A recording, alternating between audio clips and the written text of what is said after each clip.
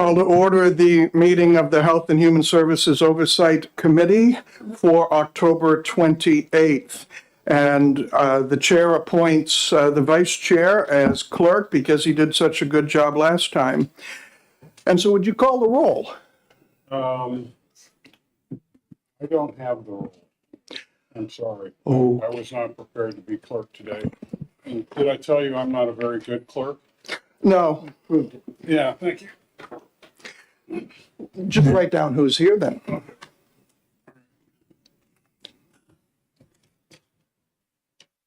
Give you official clerk paper. Okay, thank you. Welcome. So I can do this while you're, I think we have form. I think that's. I think we do too. question, right? Well, yeah, 2, 3. Yeah, we do. First order of business is to approve the minutes of the meeting of September 16. And it looks like this. You should have Move to approve. copies. And take a minute to review it if you have not reviewed it already. Remember, when we approve minutes, we don't change things that have subsequently happened. The question is this a true rendering of the meeting of September 16?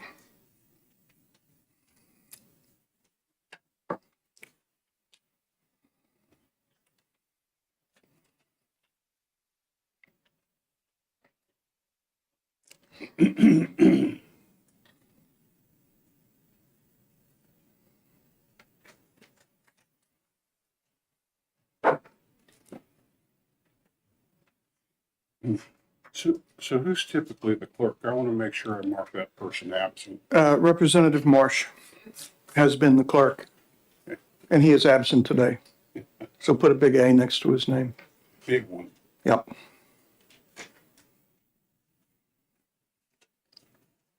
Anybody need further time? Representative Nelson? Yes, Mr. Chairman, in the minutes, it mentions that I had a rough information of what I said at the last meeting, and I did not get it in time, but I have copies here. Thank you very much. Could you pass them out? Sure. And we will attach it to the minutes. Oh, I guess I was supposed to. Bless you.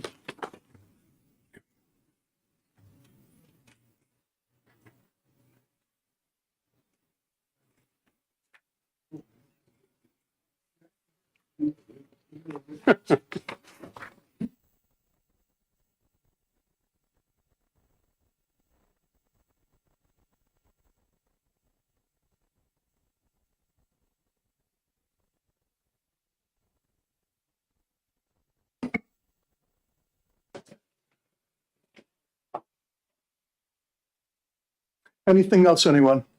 Can I have a moment to read? You may have a moment.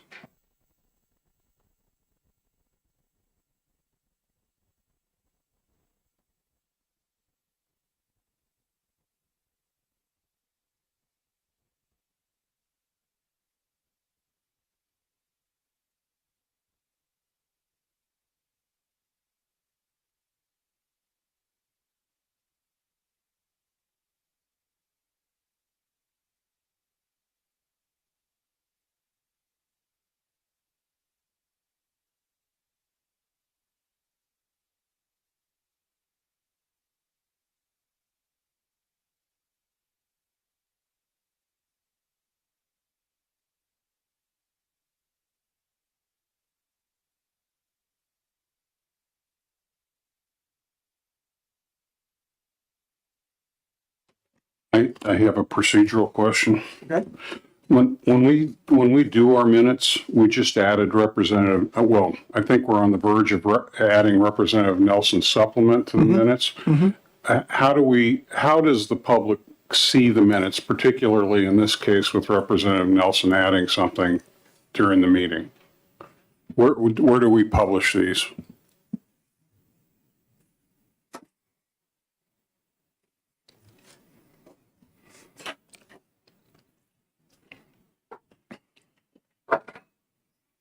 Good morning.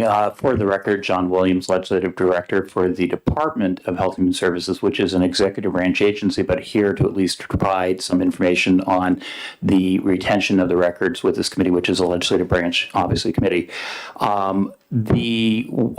Currently the draft minutes remain draft minutes. They're certainly available and subject to inspection by request up until point of time that they are available within 5 days of your convening. As such, the public would have access to making a request for that within that time period prior to you taking action to adopting the minutes today. So therefore, these are not published on the committee website, but that's not inconsistent with, I'll strike that. You should consult with your own attorneys regarding the consistency and how that should be published. But it is consistent with the practice that this committee has been doing for many years now. As to Representative Nelson's addendum to that, this is obviously an item of first impression to the committee, but certainly you could consider taking action on the underlying minutes and adopting those minutes, presuming with no other changes, but then taking further action on Representative Nelson's minutes. If you're not comfortable with that and you would like the public to have an extended period to reviewing that, you could certainly hold off on taking action on the meeting from September 16th and have a vote on your next meeting, which I believe is tentatively scheduled for Friday, November 18th. So, Chairman, thank you so much. Mr. Chairman, So my question was simply, if we accept it, where do the final minutes hang? Where do we put them so that the public can see them? So currently, the committee does have a webpage under the General Court website, and that is where the minutes have been posted in the past. Certainly, following up with your committee researcher, Ms. Christina Dyer would be the appropriate entity to consult as custodian for those records. Again, just for clarity, I'm with an executive branch agency and only providing this to be trying to be helpful for you folks this morning. Thank you. You've been very helpful. Thank you. Thank you. When we're done, you could run up to the fourth floor if you would, please, when we're done the meeting. Yeah. Mr. Chairman. Okay. I'm willing to just withdraw those and not cause a commotion. Or we could skim them and accept them. Your choice. It's just a little summary of what was said by myself. Senator Gray. Because I am representing Rochester, and I'm also on the City Council of Rochester and do lots of other things in Rochester, a lot of this is an internal matter, okay?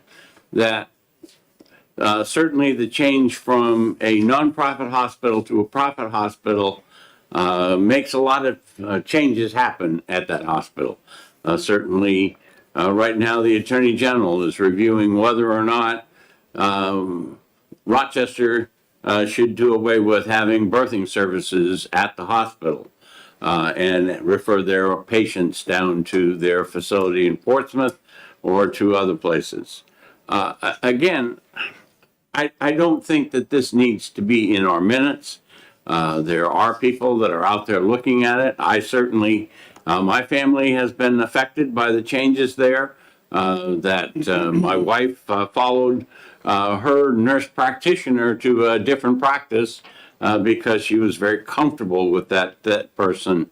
So, this is working its way out, changes are to be expected when you go from a nonprofit hospital to a profit hospital, and these are some of the things that are happening at that point.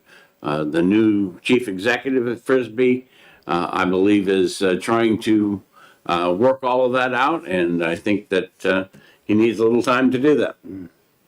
Representative Nelson, would you wish then that this is just for committee interest only and not to be part of the minutes that are for public consumption? My only concern is, since I was going to bring this up at the end, since then I have finally got a hold, or was able to get a hold of me, is the chief executive officer there. I just spoke to him personally about 2 weeks ago, and he defends what they're doing at Frisbee and did not see a problem.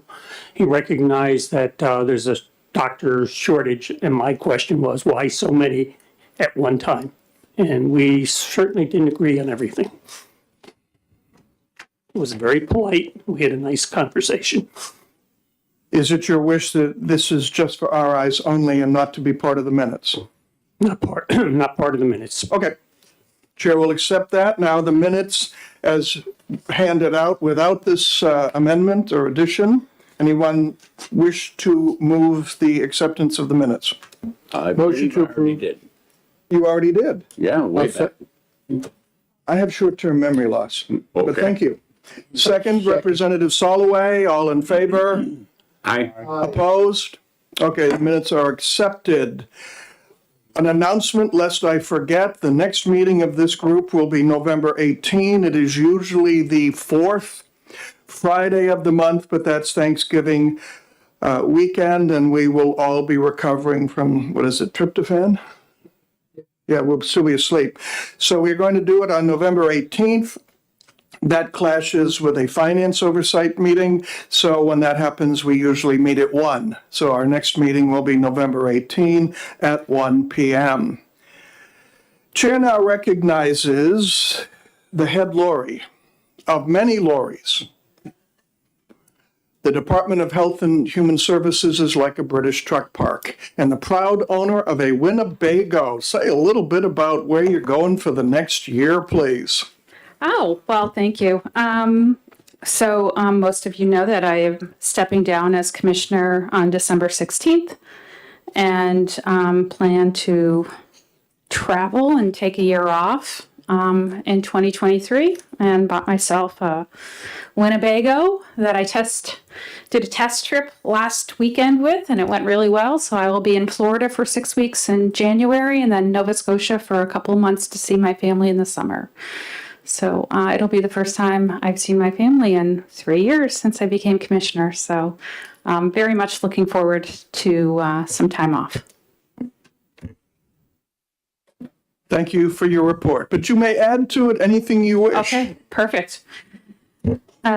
So the department's been very busy over the last several months. As most of you have seen, we are seeing an uptick in COVID, and not just COVID, but other respiratory illnesses. And the fear is that we will see not only an uptick in COVID, but then a resurgence of flu and other respiratory virus. So we are meeting with the hospitals as recently as yesterday to plan for any type of uptick in respiratory viruses in the coming respiratory season, which is typically November through March. Hospitalizations are also ticking up as compared to 3 months ago, but still manageable at this point.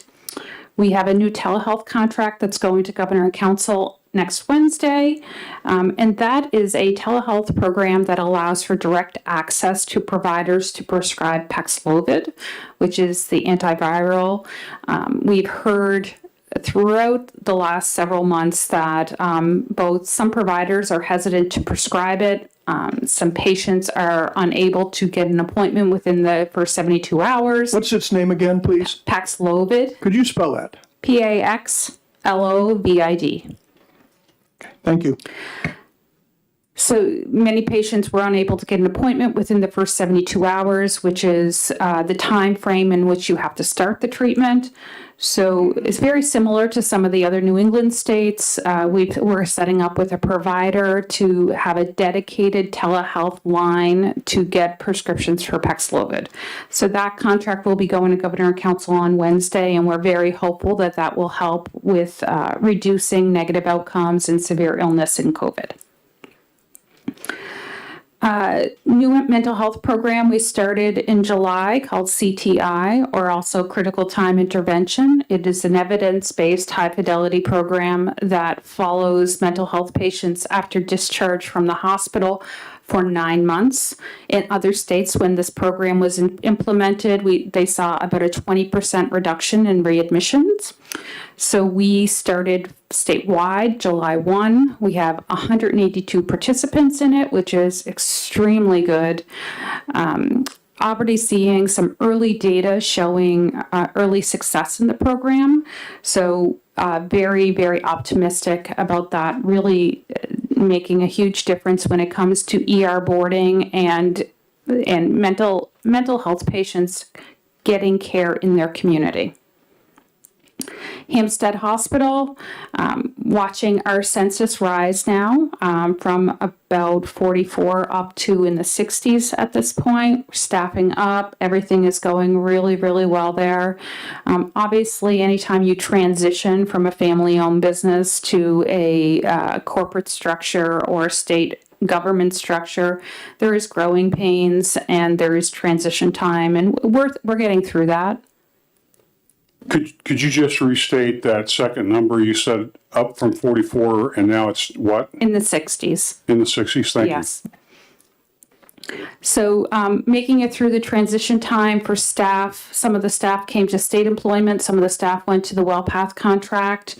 We are in the midst of doing the RFP for the next round of contracts for services at that hospital. So we expect to be releasing that RFP in the coming weeks. And then we start the renovations for the closed unit to become a PRTF, or psychiatric residential treatment facility for youths. We have no PRTFs in this state. It has been a very clear gap in our system.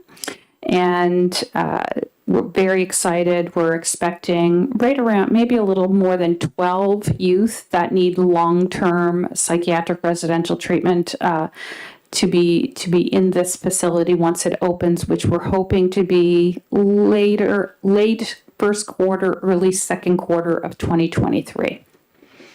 That is my update, but I'm happy to take questions. Representative Edwards. Thank you, Mr. Chair. What is the PRFT? What are the words there for that acronym? PTRF. PRTF. Yes, Dyslexia is nothing to laugh at. Psychiatric Residential Treatment Facility. And then, Mr. Chair, Yes. I have a late, the Army would call it an alibi on the minutes. Senator Rosenwald was good enough to correct the minutes on. Let's let the commissioner finish up and then we'll do that, okay? Well, it's a related subject. I just Okay. want to be able to change in the final minutes, my reference to Hampstead Residential Treatment Facility to Psychiatric Treatment Resident Facility, so that the minutes match the reality. And Any objections to that one change to the minutes? Seeing none, okay, it's so changed. Thank you. Thank you. And I had another question, but I'll. Go ahead. No, go ahead. Okay. So, Madam Commissioner, we have an increase in respiratory diseases and an uptick in COVID. Do you anticipate at this point that there should be any changes made in the absentee ballot procedures, such as there were in 2020 under the emergency orders? It is. Or have you thought about whether this should affect any election issues? Election rule does not fall under the purview of DHHS. Thank God. Yeah, but would you have a recommendation for the Secretary of State? I haven't even thought about it, and the Secretary of State has not reached out to me. So as of right now, I don't believe that there is any desire for DHHS to weigh in on the upcoming election. I would say that although there is an uptick in COVID and other respiratory illness, it's not anywhere near it was in our last election. Thank you, and thank you, Mr. Chair. Senator Rosenwald. Thank you, Mr. Chair. I have two questions, if I could. Yes. Thank you. Good morning, Good Commissioner. morning. First, on the Medicaid dental contract, do you expect to be on next week's Governor and Council as with a contract? Yes, Okay, so it will be on Wednesday's agenda. and has that been released yet? Do we know who the vendor? It is usually released either Friday or Monday, so Okay, it might so be not released yet. later this afternoon. Thank you. So that is next week. My second question is, over the past year or so, the through the fiscal committee, we have accepted or appropriated $30 million in total for 2 freestanding psychiatric hospital units. I understand one of those projects has stalled and I guess is still stalled. But we've gotten conflicting information on how many additional adult beds will be provided by the other project. And I have not gotten a response to my emails from that second hospital system for nearly 6 weeks. My emails are going ignored. How many additional voluntary and involuntary adult psychiatric beds are we getting for that $30 million we have appropriated? Yeah, the contract for that hospital is still in negotiations. So we expect it to be for the next several weeks. What I can tell you is that the net increase in beds, not adult, but net increase in general, is going to be about 60. I don't have a final number yet, but it's around that number.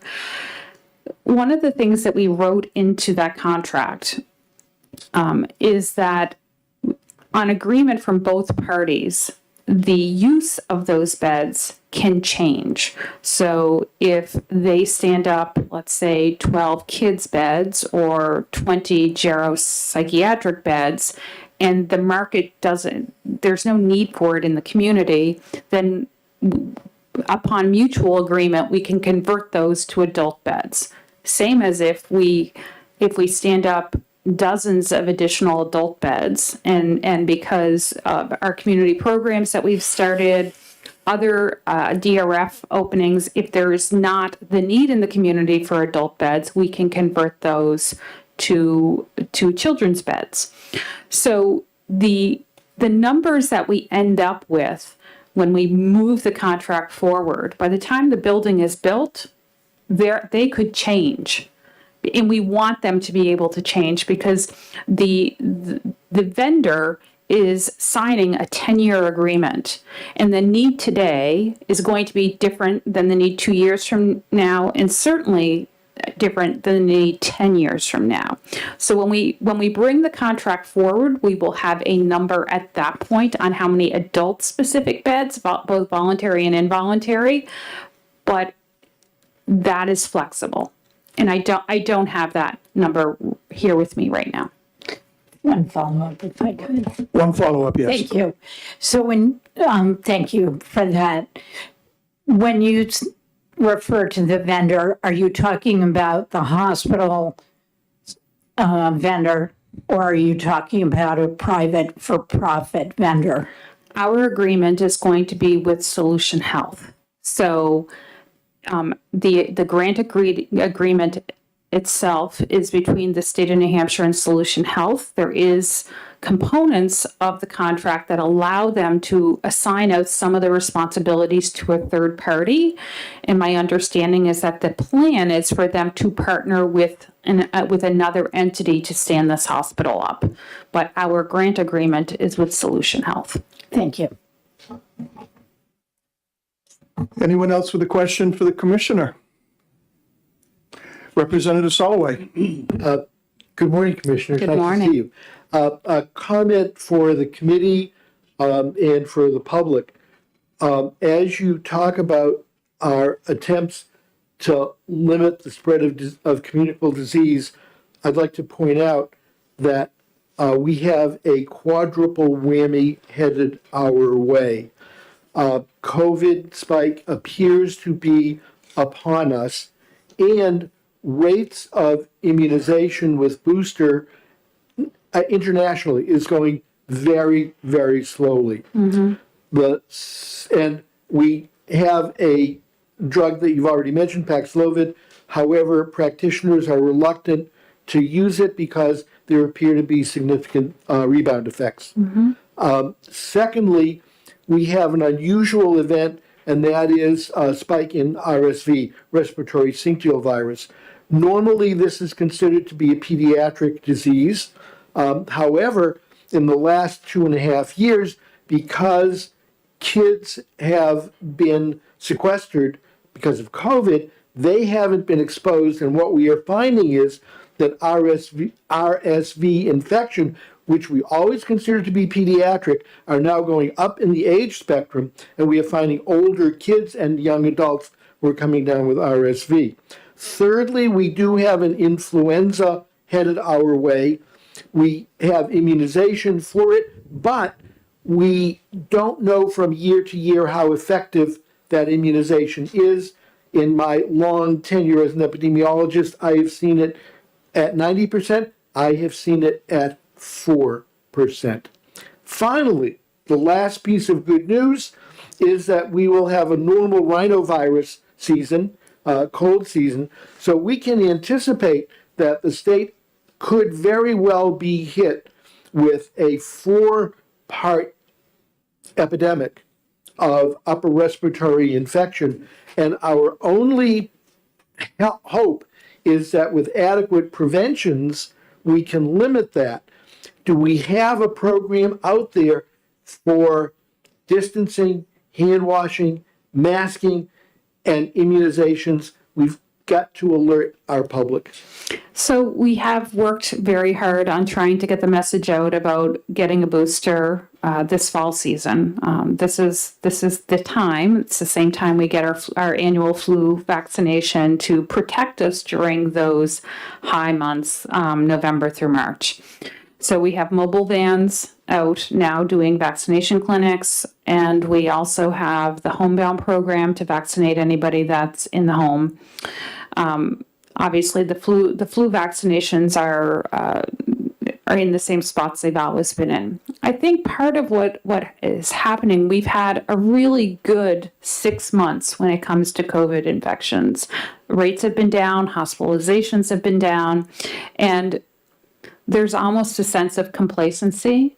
And as rates start to go up, people start to know other people that got COVID again, or they've been hospitalized. I think you will naturally see some of the new booster pick up. The other New England states are seeing a much higher rate of the illnesses that you mentioned currently right now. New Hampshire is not seeing it as much, but the Boston, New York areas are. Dr. Ballard and Dr. Chan. Dr. Ballard met with all the CMOs from the hospitals yesterday, and they are preparing in that they're ordering the PPE that is required, the PAPRs, all of those things.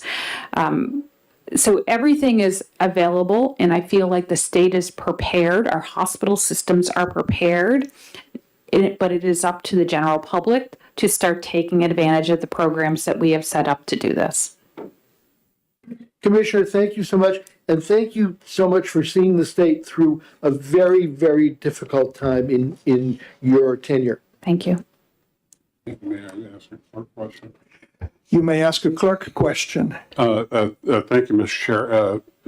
Professor, that first, 3 points that you made, could you drop that into an email and send it to me so I get it accurate and incorporate it in the minutes? Thank you. Any other questions for the commissioner?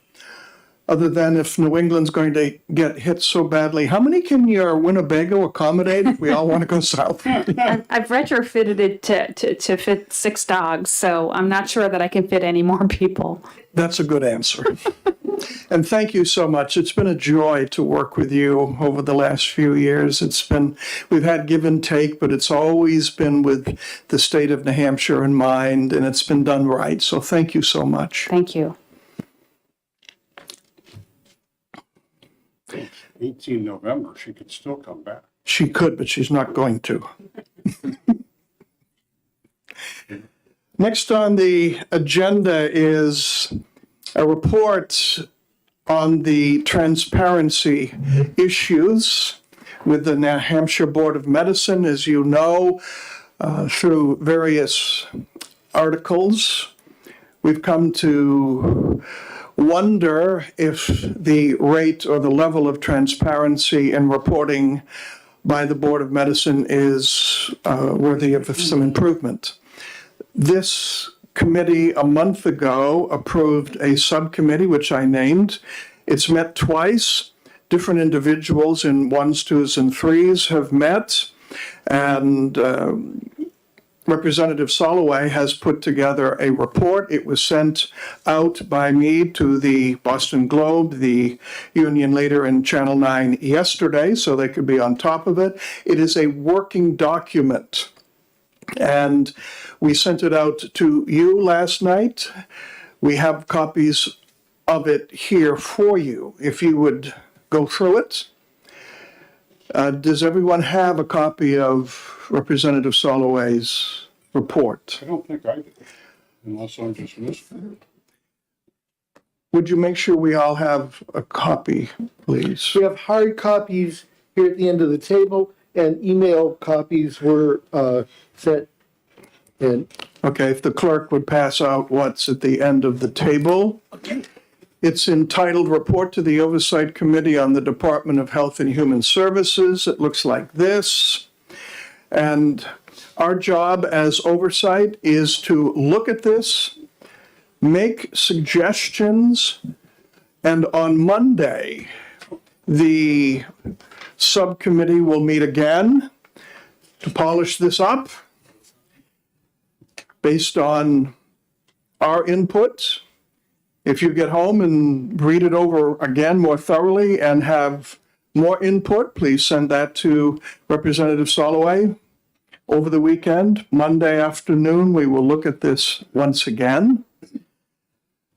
It will come back to this meeting of oversight in our November meeting, November 18th. I doubt, unless you people just really want to, I doubt that either this committee or the subcommittee will, in its own names, craft legislation. My guess is that different individuals from both groups will come together with an LSR. So be thinking in terms of the report, but where we're going to go with it. So let's take a few minutes and look through the report.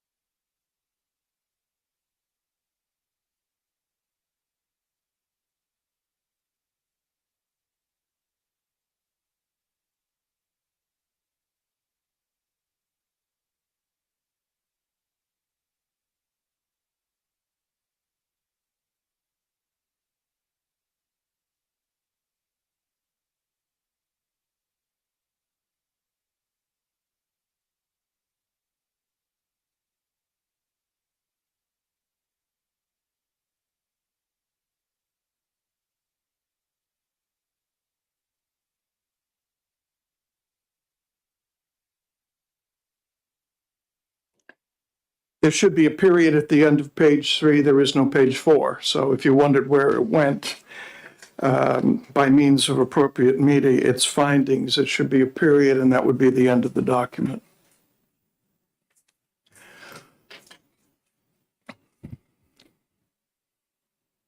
Chair will entertain any questions. I know a few of you have called me and you've had some questions, and I told you to bring them to this meeting, take them to this meeting, and here we are. Representative Edwards. Thank you, Mr. Chair. And this is for Representative Salloway, I think. One, I think this is outstanding work. Thank you for everything you've done on it. You've shown really great leadership. I just would like to see if I can summarize what this report basically has done for the public and to make sure I understand what we've done. I think what we've done is we looked into the Board of Medicine's reporting, and one of the biggest issues I think we discovered was that the Board of Medicine in all cases does not receive the kind of notices that it might. And so the first recommendation or two really is about making sure that we're getting as a sufficient or an adequate or appropriate, whatever the word is, amount of visibility into what's happening around the state and have it reported to the Board of Medicine. They don't know what they don't know, and so we're trying to fix that. To me, that's like 50% of this report. It's a big thing. Then from there, it seems to me like what we've done is that we've essentially just said, let's make sure that the processes for investigation are okay. Let's make sure that we're clear that the Board of Medicine, their reporting requirements are appropriate. And then because we anticipate with the additional reporting that there may be a growth in workload, we're going back to the Board of Medicine and OPLC to say, you may need to take a look at the coming workload and use the budget process to request additional resources should they be required. Is that a fair representation of of the basic inherent structure of this subcommittee report? Extremely well said, Representative Edwards. I believe even the corporal standing outside the tent would have understood from what went on in our deliberations exactly what we intended to do. And I think that with what I can only describe as an outstanding subcommittee working on this is certainly not entirely my work by any means.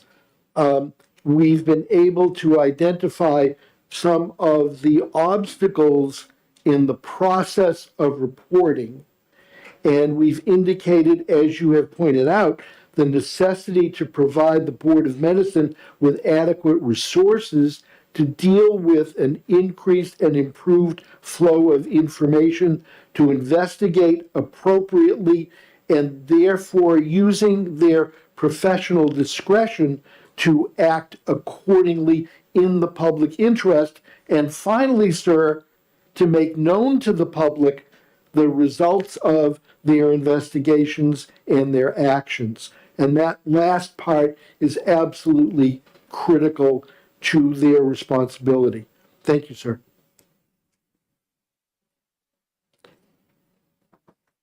I have a question. When I looked on the Board of Medicine website, I believe I read that complaints should be directed to OPLC. So this question has two parts. Number one, did I read it correctly? And number two, I am assuming then that we are changing that by this document, should it be accepted. I think that's a wonderful recommendation, Mr. Chairman. That did not come to the attention of the committee. I'm glad that you've brought it up, and certainly we can make that recommendation. OPLC is the Office of Professional Licensing and Certification. And currently, a committee is at work coming out of Senate Bill 330, which looks at the interface between OPLC and the 50-some-odd boards that it works with.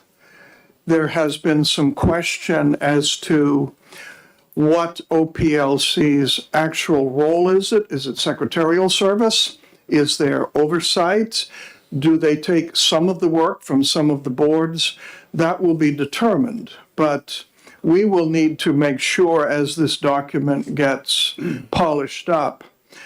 First of all, I think that it is really our intent that the Board of Medicine will do the investigating work and not OPLC.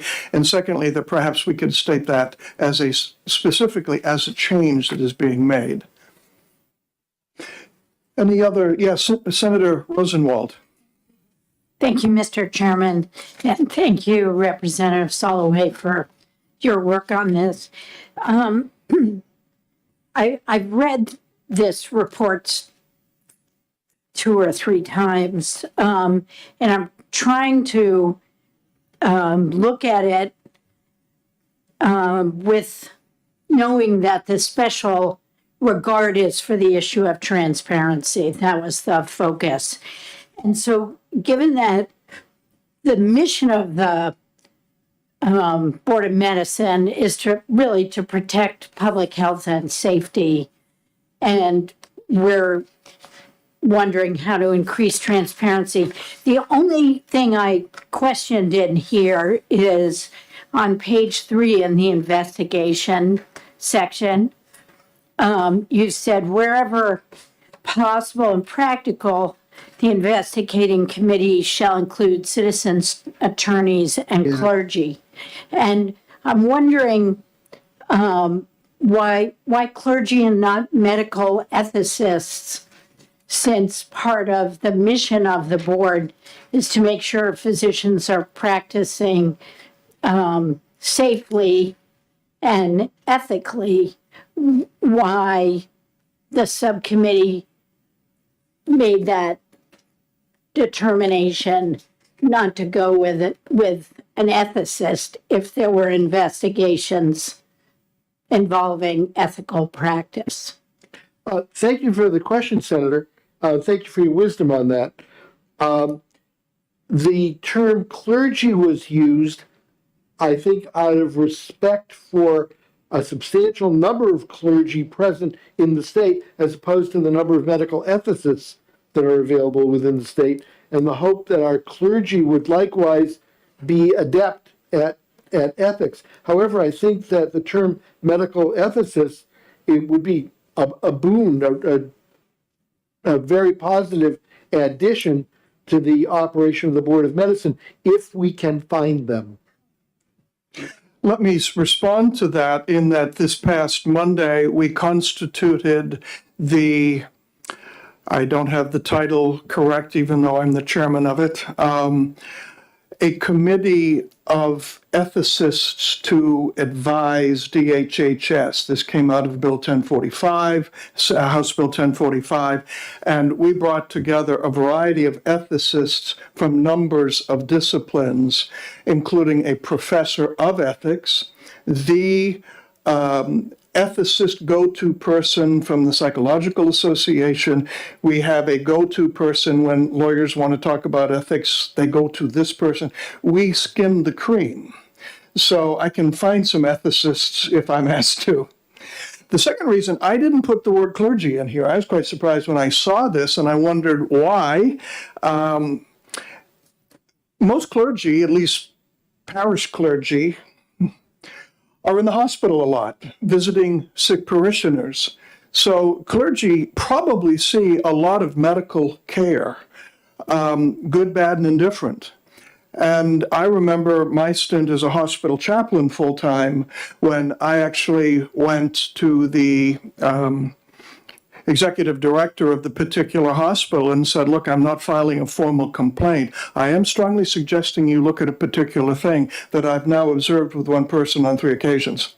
And I don't know what they did with it, but I saw that because I was there. So certainly, I would say a member or two of the clergy. In fact, we have one who has a master's degree in ethics, and she is my vice chair, a Democrat legislator from Exeter.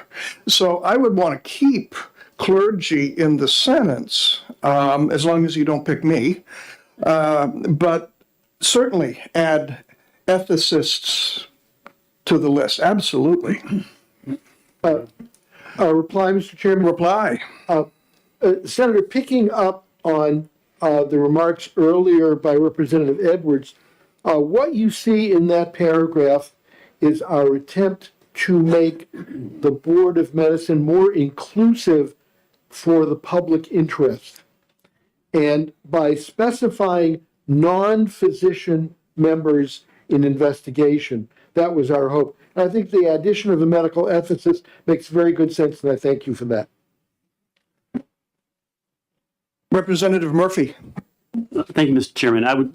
I'm glad that Senator Rosenwald brought up that issue because I looked at that same sentence with a certain amount of questioning, and in part, I think it is probably appropriate, but perhaps not in that paragraph, because at the beginning of that paragraph, you're still referring to the internal review committees of organizations such as hospital, group practices, et cetera.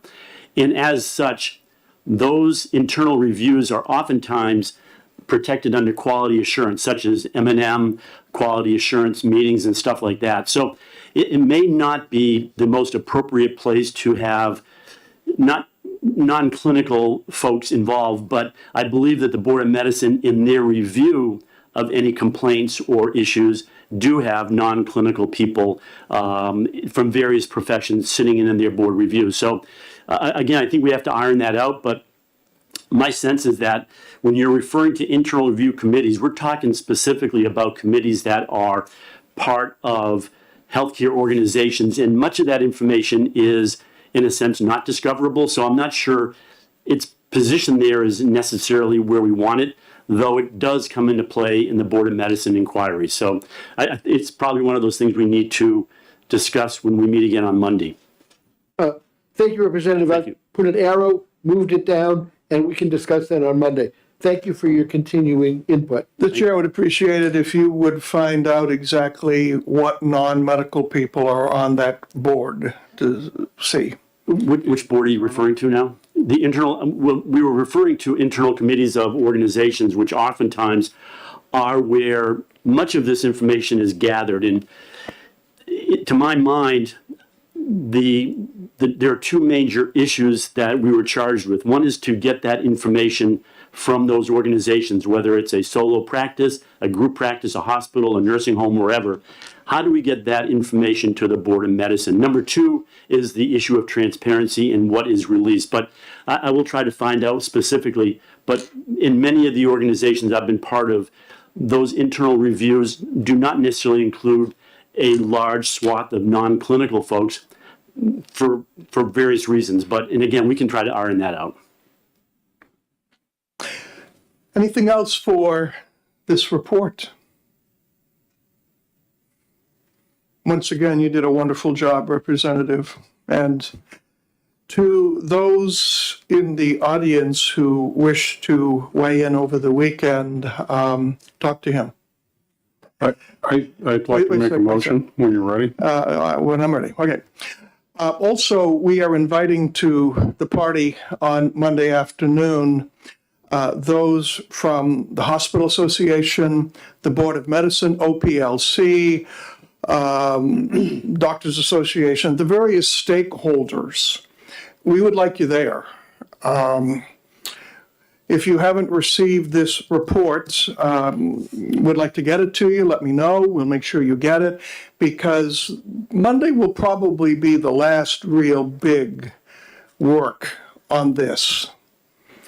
So you're all invited, and I'll make sure emails go out. Representative Edwards. Thank you, Mr. Chair. Because I think we have consensus that the investigations paragraph may need to be tweaked a little bit, what I'd like to recommend or make a motion is that the HHS Oversight accept this as a draft, so that we can read it include it in our minutes, and that when we finish the work on Monday, then the next one will be the final. So to clean up my motion, I move that we accept Representative Salloway's report as a draft for now. I will second that with delight. Any discussion? All in favor? Aye. Opposed? Thank you so much.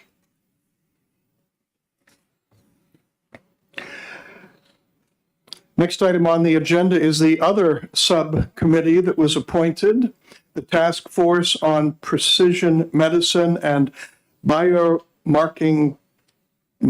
Testing. And Representative Soloway chairs that committee. And would you make your report, please? Thank you, Mr. Chairman.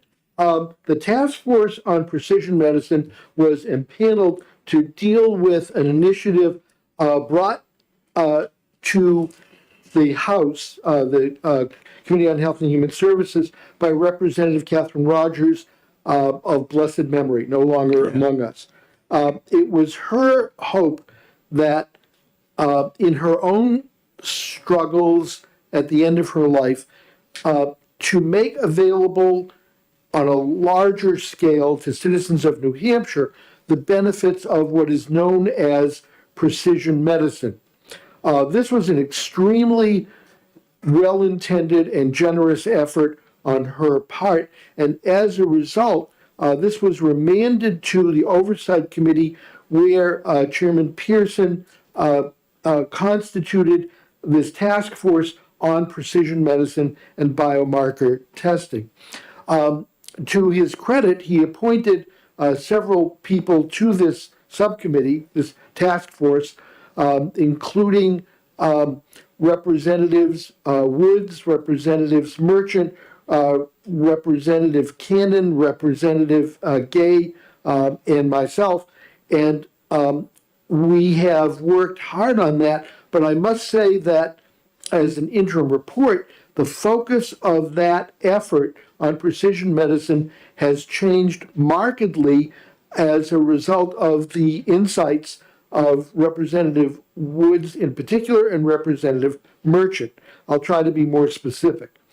Both Representative Woods and Representative Merchant bring to the task force professional reputations in regard to areas of the science of medicine. And they have pointed out that while precision medicine is a very attractive concept, it is not yet a proven tactic in dealing with disease. It has not been subject to clinical trials. It has not been subject to case-controlled studies. And as a result, we really don't know how effective it is. We had excellent testimony that came to us from Medicaid, from Ms. Clifford, who runs the pharmacy section of our state Medicaid office, who pointed out that precision medicine itself can be extraordinarily expensive, and the funding burden to state Medicaid for a very small number of cases could be quite high, in the multiple millions. Representative Woods and Representative Merchant pointed out that this discussion applies not only to precision medicine, but it applies to emerging medical technologies generally. And it was their recommendation, and this is in draft, this is still under discussion for a reason that I'll explain in just a moment. They suggested that it would be more efficacious to craft a recommendation to the Oversight Committee for the creation of a task force on emerging medical technologies, which would include within its purview precision medicine, to be sure, but all emerging medical technologies as well. So that draft is in process. The reason it has not come to you yet is that at our meetings, and this is just a footnote, our first meeting was held in the Legislative Office Building on a Monday morning, and we learned that the heat had not yet been turned on in the Legislative Office Building. So as we sat in committee, the temperature in the room was 57 degrees. Despite that chilling effect, we met for an hour and a half and were able to listen to testimony, to extensive testimony from Representative Woods and Representative Merchant that refocused the committee. We then met at a later meeting a little over a week ago, and unfortunately, we did not have a quorum which could approve a draft. So we're hoping to have a quorum this Monday morning, that we will have a draft in place, and we'll be able to report that back to the Oversight Committee on the 18th, Mr. Chairman, and I thank you. Would you shoot me that draft as soon as you've come up with it so I can run it by the various appropriate authorities to make sure it's the way it should be? Thank you. And thank you, Representative Soloway, for all the work you've done in chairing this subcommittee and for your report. Next up is the report of adverse events.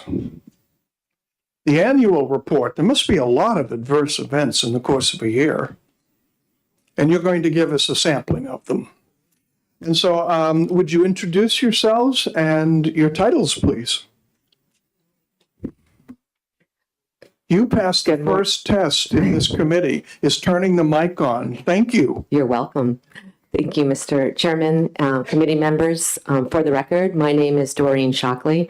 I am the manager of the Bureau of Licensing and Certification at the Department of Health and Human Services, overseeing all units that are licensed in the state of New Hampshire from birth to end of life.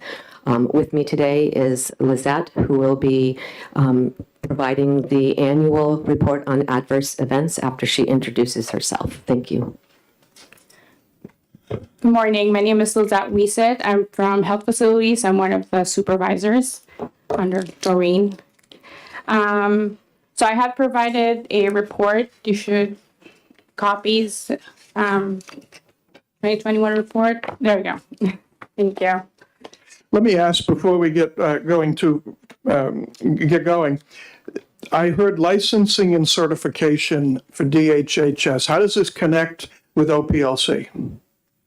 We're not connected to OPLC. We're health facilities licensing and childcare programs, not individuals with licenses. So it's facilities. Facilities, so I oversee health facilities administration, which includes adult licensing.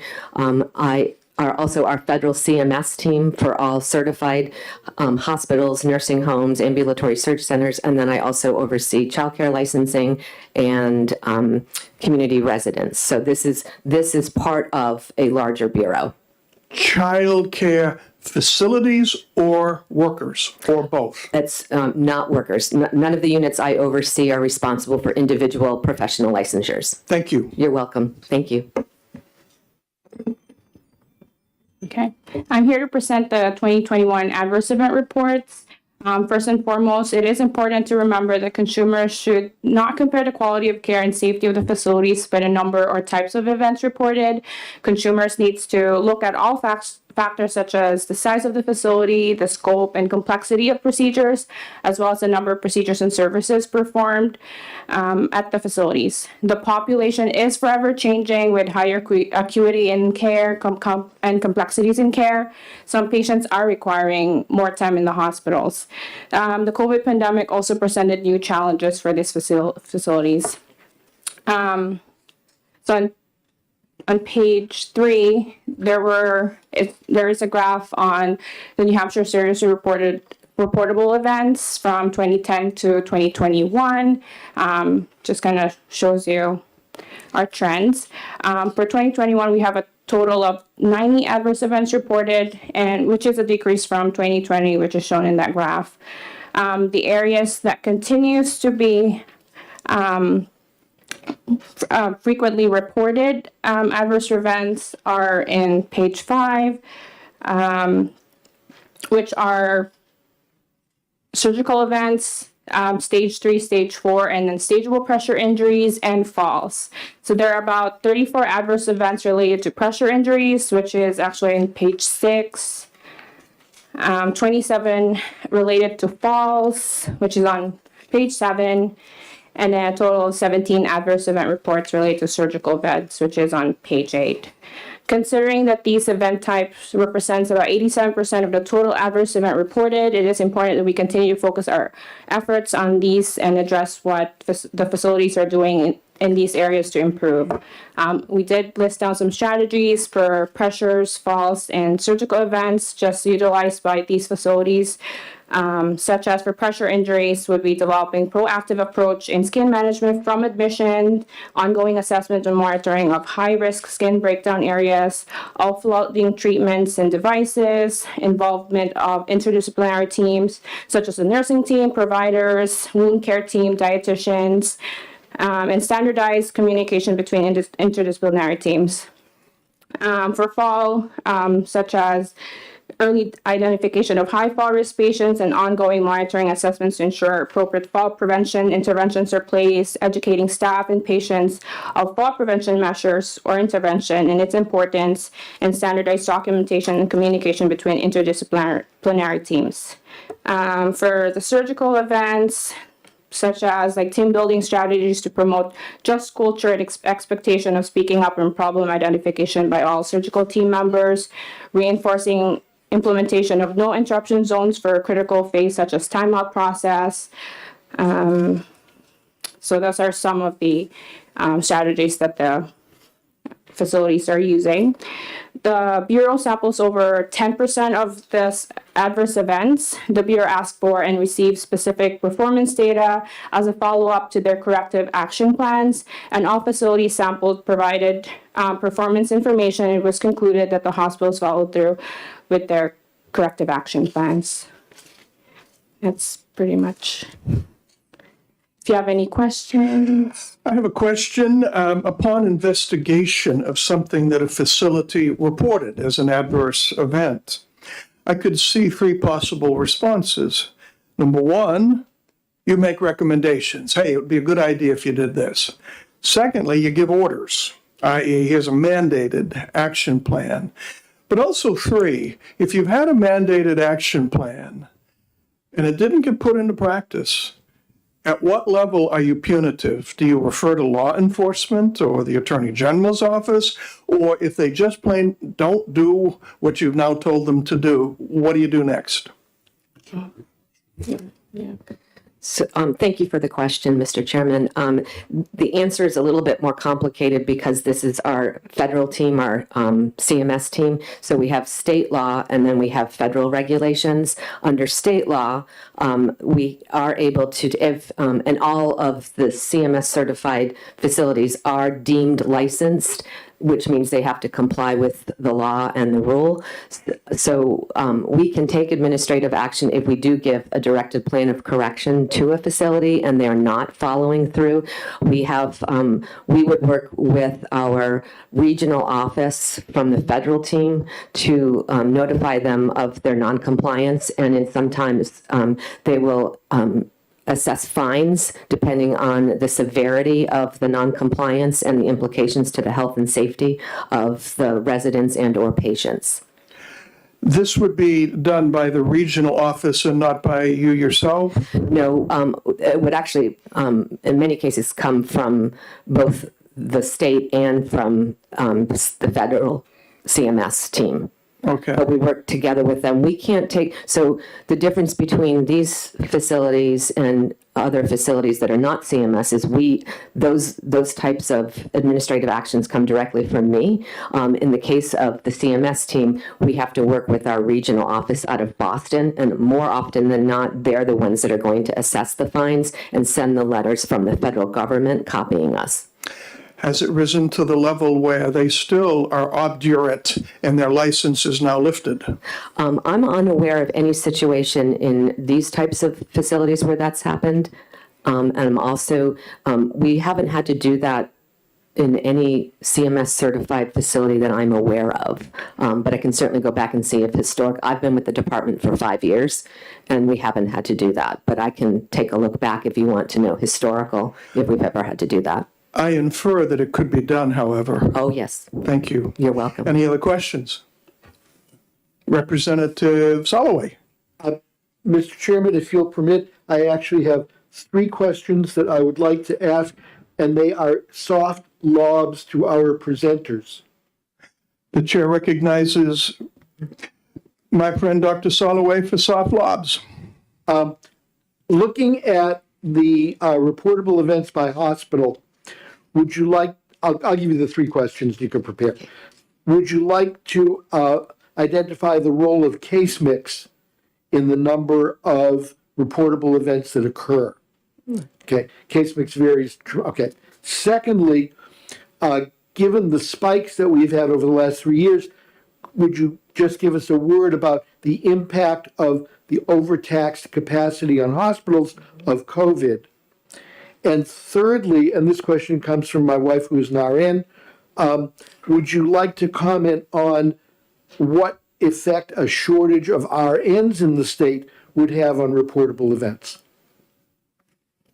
Do you want to take any of this, or do you want me to? For your last question about the staff shortages, some of the reports does indicate, because they do like a comprehensive root cause analysis and looking at different types of factors, contributing factors that would lead to that event. Some of the reports does indicate some staff competencies and kind of knowledge of facility protocols. There's a lot of traveling nursing staff that's, in the kind of healthcare world, hospitals, everywhere. So that is one of the things that I've seen in the reports that I receive. But not all, it's some of the reports.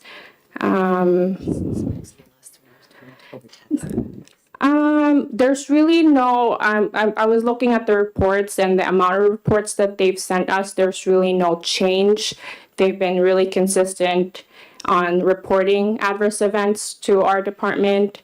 The only thing that they've reached out to me is the time frame of and how they're doing the root cause analysis is because of COVID, they're unable to meet up as a group. So they had to do virtuals.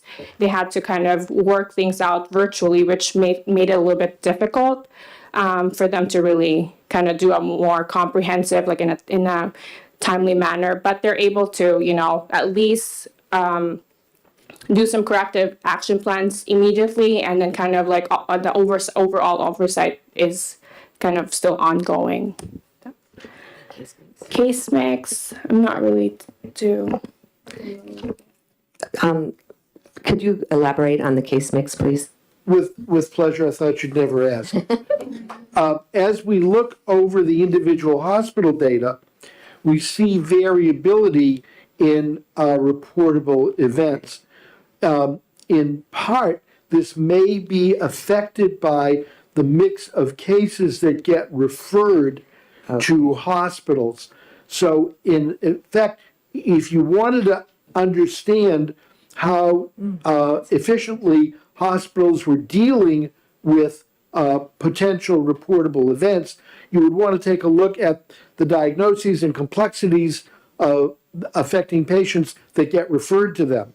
So some of our hospitals have higher numbers of reportable events because of this dual problem of difficulty in staffing. I think your comment about traveling nurses is very well taken.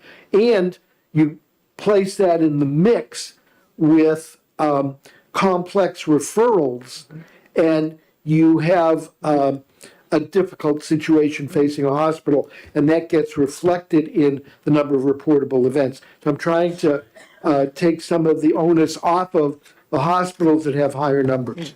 That's a really great point, and I really appreciate you making that point. Is that something we look at now? And if not, I don't know that we do. I mean, looking at the reports by the hospitals, you can definitely see where the highest frequently reports are.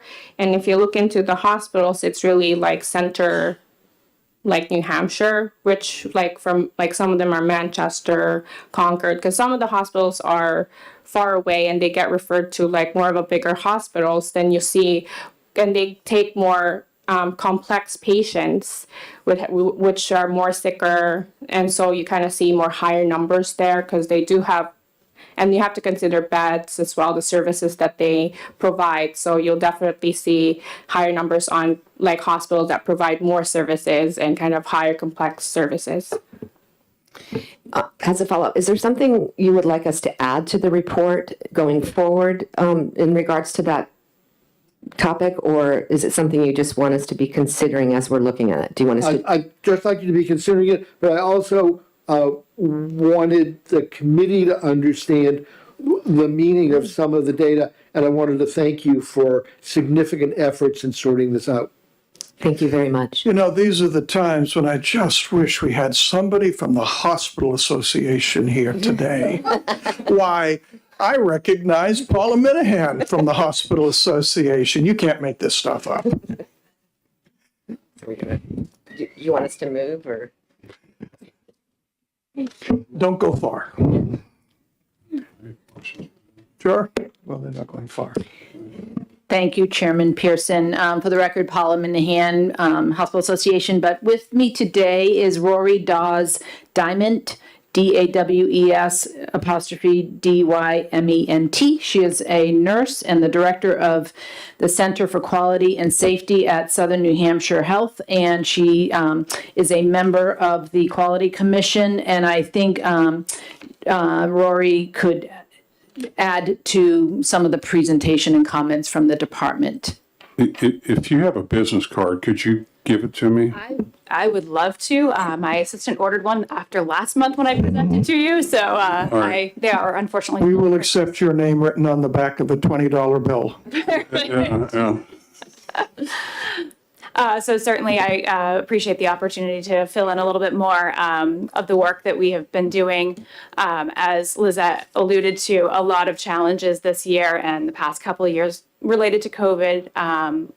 In the beginning of COVID, we were seeing a lot of changes in our fall rates and pressure injury rates, and that was related to how we were caring for our patients at that time.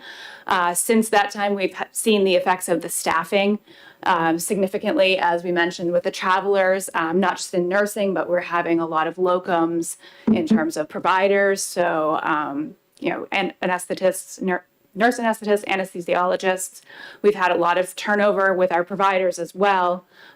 Just a lot of people in different areas are looking for new opportunities. And as these new providers and new nurses and new other support staff are coming in, our orientation process changed during COVID. So a little bit less hands-on and a little bit more remote, introducing our new employees to our culture. And there's not necessarily an investment in a hospital's culture when a provider or a nurse is only there for a limited amount of time and their contract ends and they know that they're moving on to something else.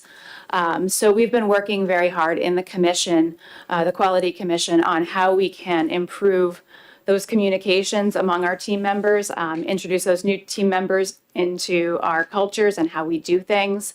It's been a challenge for sure.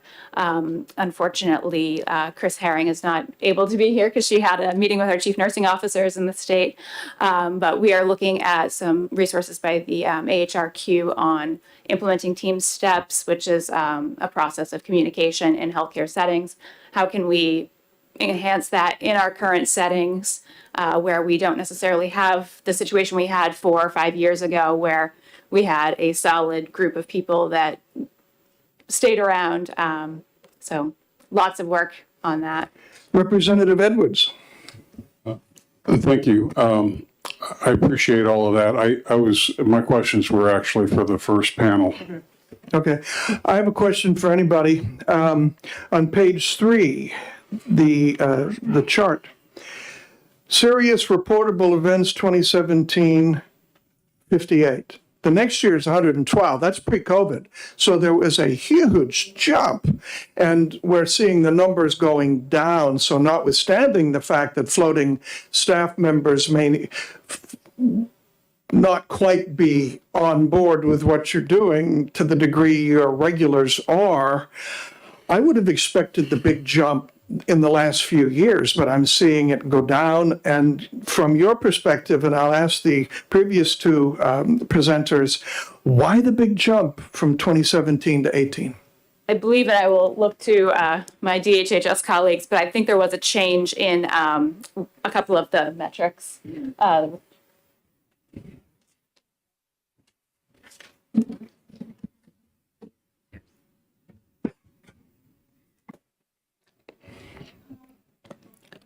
Turn it off, sorry. You caught yourself, though. That's good. So over the years, reporting culture, I'm working with the New Hampshire Hospital Association has improved that culture of reporting and just awareness and kind of continuing education with the staff of reportables. Even with changes, you can see that in the report that the jump is just because of the reporting culture, kind of working with the New Hampshire. And it's, yeah. So things haven't gotten worse. The reporting has just gotten more precise. Correct. Good. Thank you. Now, they're back. Representative Edwards. Thank you, Mr. Chair. I got a couple questions in the summary section. What page? It's page 9. I think this may be for Ms. Shockley. The last paragraph talks about your annual sample of 10%. And so that kind of jumps out at me as potentially interesting information on how your actual audits, what you find. And I'm just curious, do you report that anywhere? It's not in this report. It's actually a question for Lizette. Oh, Do you want to look at the 10%? paragraph? no, I understand. But how we select the 10%. It's really, selecting the 10% is random. So there's really, we do quarterly, look at the numbers and then just pick randomly the hospitals or adverse events, and then reach out to the facilities and ask them for evidence of their corrective action plans. So the corrective action plans that they provided within that 60 calendar days to be submitted, like after because I look at the time frames that they would put in for their corrective action plans, like how long they expect that to be corrected. So in the interest of time, my question isn't about your methodology. My question is on the extent, it is a great answer to a different question, but my question really is, do you have a separate report that focuses on this 10% that you go do an audit on? Because when you go do an audit, you find out, are they doing it right? Are they not doing it right? I mean, that's why we do audits. Right. I think that's what Lizette is trying to say, but also giving more information. So we are looking at that and then doing follow-ups to make sure that 10% did do as they had said they would do. Is that? No, I'm still asking about how you report it to us. That 10%, the findings of the 10%. It's not in this report, but the audit effort is distinct. And I'm just curious if you find anything interesting enough to be reportable. Did you say you understood what he said? I don't understand. I'm really sorry, I'm not understanding. Are you asking us to put more information in this report about the 10%, like what we're finding when we're doing the audit? Would you like to see more information about those results? I'm really sorry that I'm not understanding. I personally would, yeah, because an audit is kind of a verification, validation tool. And I'd like to know, are we validating through these audits that our reporters are doing the things that they should be doing, or these validation efforts indicating that we're not really complying well? I assume, because it's not in here, that they're probably complying well, and it may just be a sentence or two.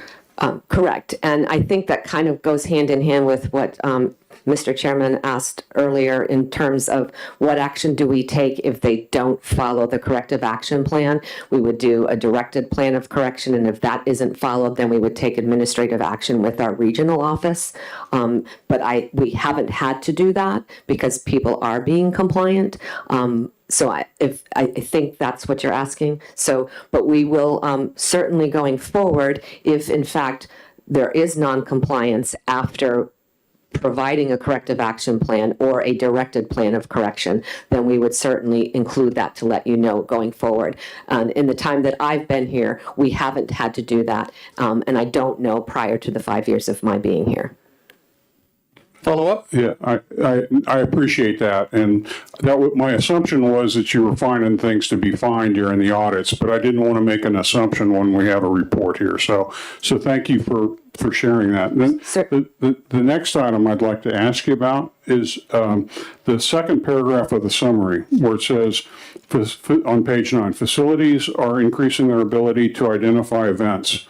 Last year, when your counterparts, or maybe it was you, I have a bad memory, but when you all came in, I thought we had a very nice conversation about the culture of reporting and sort of the good faith efforts that are necessary by our hospitals to self-report bad news. Self-reporting bad news is a hard thing to do, and I think in your testimony last year, we were kind of proud that we had instilled that sort of reporting culture. And so when I look at this paragraph, it says we are increasing their ability to identify events. That would conflict with last year's testimony that we were just great. The reporting culture was in place. We were just great. And so if we're great, are we increasingly great? I'm nitpicking the selection of words here, because if we don't get the culture right on reporting, then this entire report becomes questionable, and so the health of the reporting culture is so important to this whole process. It's almost like it should be its own paragraph. How are we doing from managing and maintaining a healthy reporting climate? That's more comment than anything else, but if you'd like to respond, please. Certainly, and I appreciate that, and you're right. It is suggesting that we weren't doing as well as we stated last year, which we were doing that well. I think what we really work hard at, and that's in collaboration with, the New Hampshire Hospital Association as well. I mean, I think we hear regularly that in New Hampshire, the relationships between the state regulatory body and the facilities that are serving our residents is much stronger than it is in other states, and we're really excited about that. So I think, and it's been a really rough ride of recent times, right? And which makes even reporting, as you had mentioned earlier, even more difficult when you're running around, short-staffed, et cetera, et cetera. So I think our point there was just that despite everything that's happening and in our environment, we are still really pleased with the collaborative effort between our office and the community. But we will do better going forward at articulating exactly what we mean. Follow up. So the reason I think you might want to go into a little bit more depth is because the centrality of how important this management of the culture is, and it's sort of good news. Yes. So I would like to see everyone involved in this take a little credit for doing the hard thing, which is self-reporting. And if we, for example, if we ended up having some hospitals open or close or change hands, that can take a cultural hit on our overall state situation. And if that were to cause a cultural reporting problem, it would be good to make sure that we knew about it. Thank you. Any other questions? Senator Rosenwald. Thank you, Mr. Chairman. Just simple question. The physical assault, the one instance, was that an assault of a patient by a staff member or the other way around? Patient to staff. Patient to staff.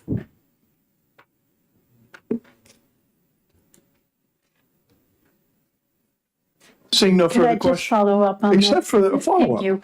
Senator Gray did a whole lot of work leading a huge effort on healthcare workplace violence.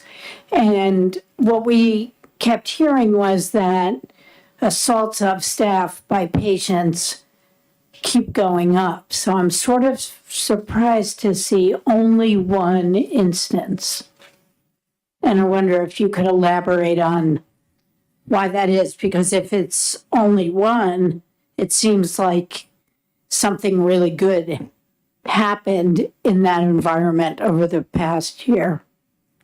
So for the adverse events report and the guidance that we get is from the National Quality Forum, and for physical assaults, the guidance or the definition is if there's death or serious injuries.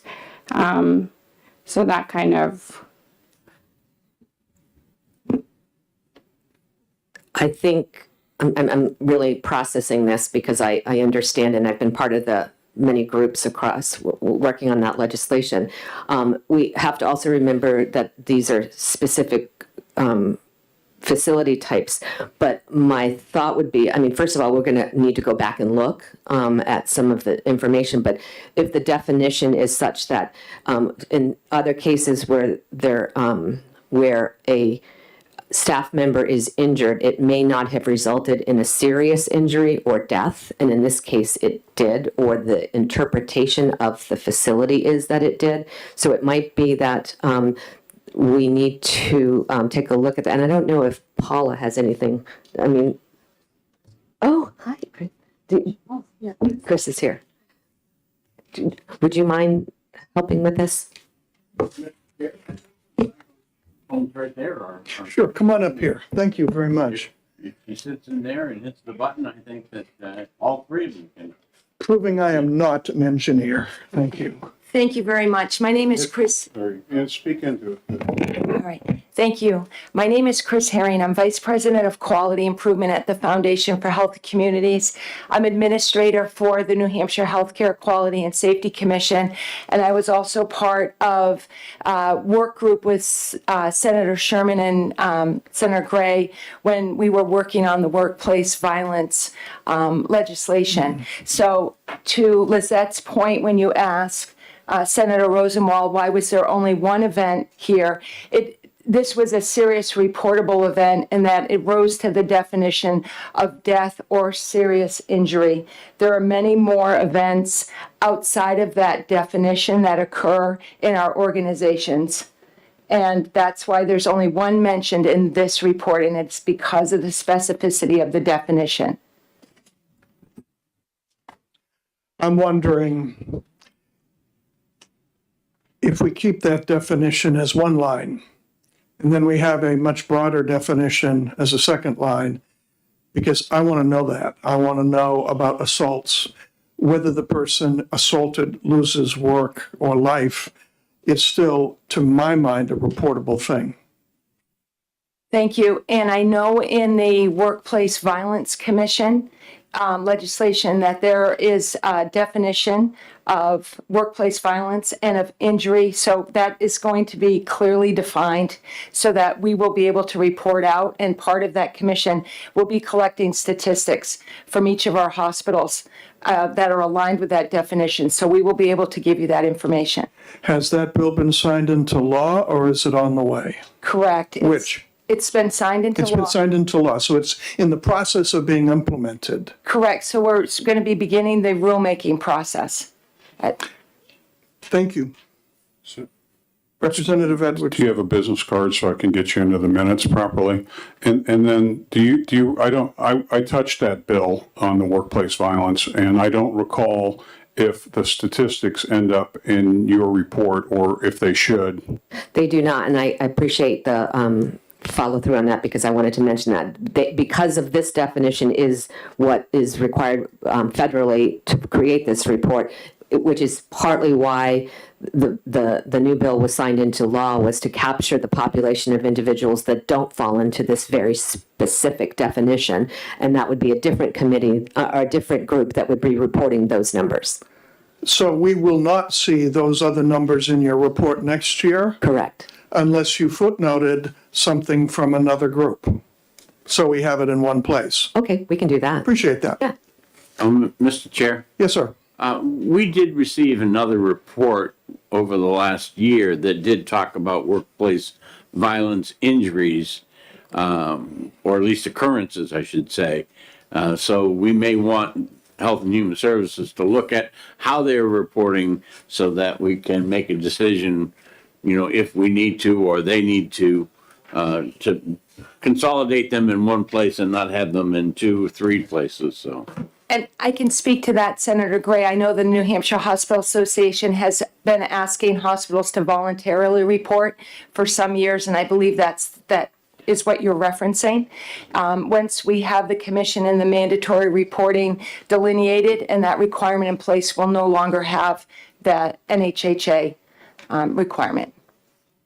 Thank you. Anyone else? Thank you, everyone.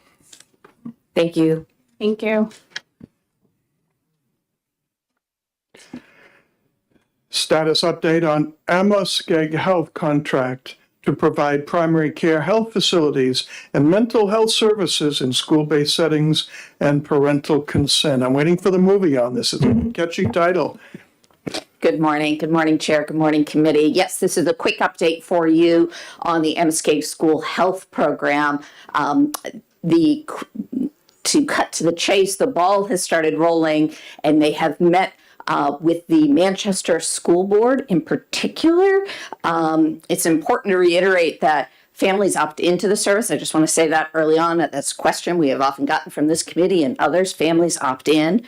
But Skeg has spent this fall, since the time they have received the contract from DPHS, working with the Manchester School Board, and the school board has approved parental permission slips. They've approved the process flow of how information moves from their school nurse to the medical providers at Skeg Health.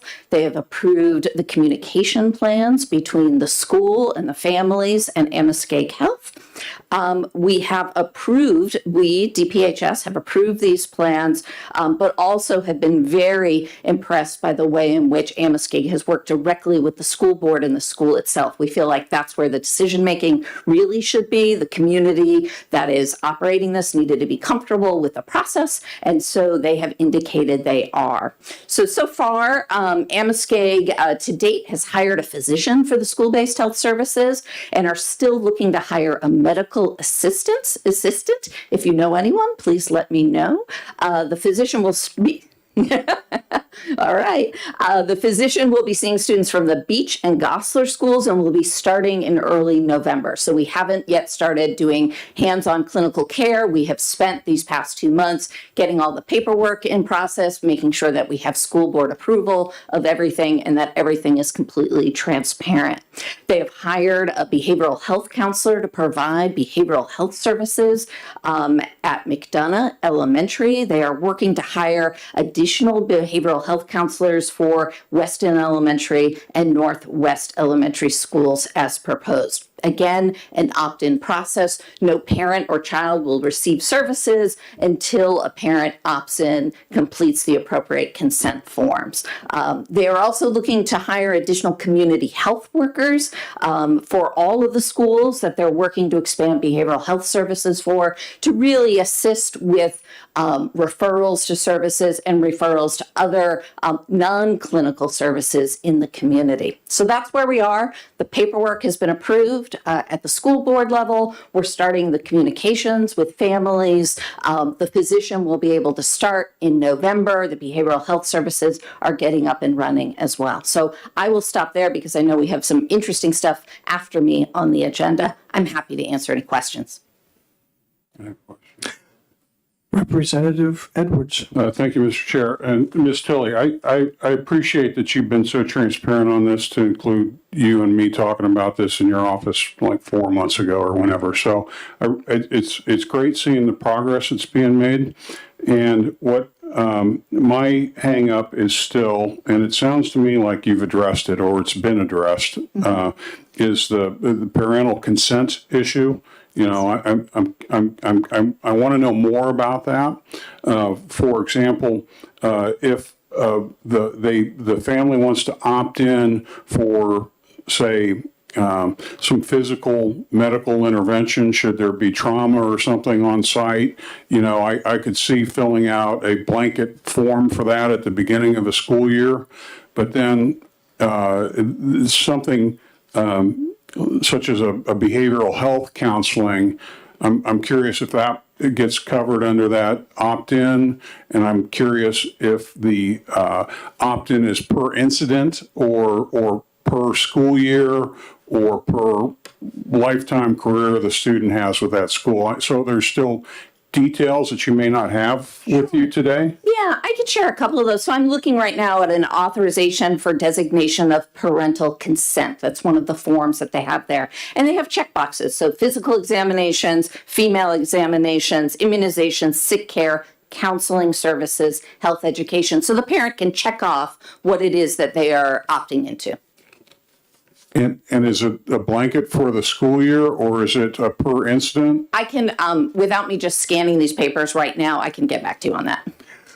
Thank you. I would appreciate it if you could get to the committee all the forms that the parents would see. I'd like to see them too. Okay, great. We will send that to the committee. Thank you. We'll send it to the chair and it'll be, thank you.